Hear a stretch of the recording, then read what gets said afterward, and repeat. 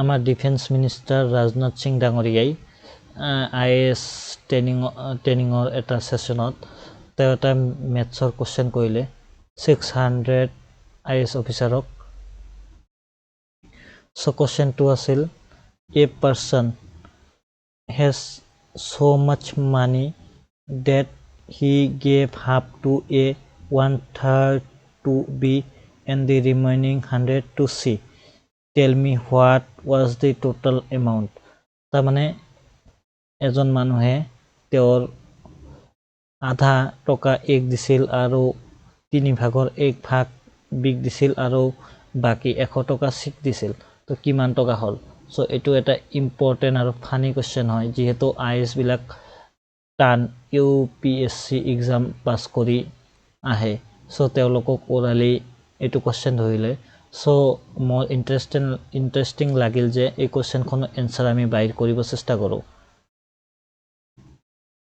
এটো আছিল question a person has so much money that he gave half to a 1/3 to B and the remaining 100 to C. Find the total amount. So যিহেতু মেথছত তেওঁলোকে জানিবই এনসারটো so আমাৰ ইয়াত কোৱেশ্চনটো funny কিয় লাগিল কাৰণ IAS এক্সাম পাস কৰাৰ পিছত তেওঁলোকক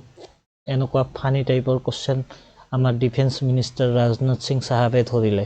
সো তাৰে যি কি নহওক আমি ইয়াৰ উত্তৰ দিব চেষ্টা কৰিম সো আমাৰ ইয়াত ৰিমেইনিং মানে 2/3 is equal to 100 তাৰ মানে 200 তাৰ মানে 1 কিমান হ'ব 50 তাৰ মানে 3 150 তাৰ মানে এই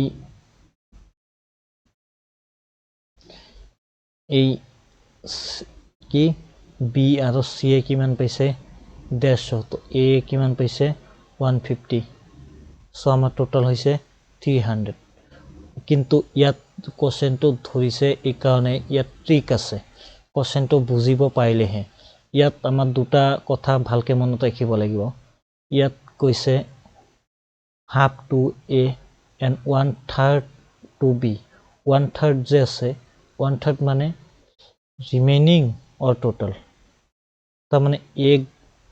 দিয়াৰ পিছত বাকি থকাখিনি নে টোটালৰ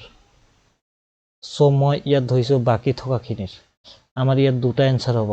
যদি মই বাকি থকাখিনি এ দিয়াৰ পিছত থকা বাকি টকাখিনিৰ 1/3 যদি হয় এইটো এনসাৰ হ'ব আৰু যদি টোটাল হয় চাবা এতিয়া মই যদি টোটাল দি ধৰো সো মই সামটো ধৰি লৈছো 600 সো 600 ৰ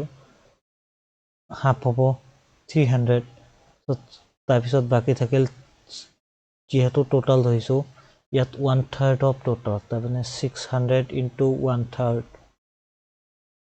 সো কইলে কিমান পাম আমি 200 সো 200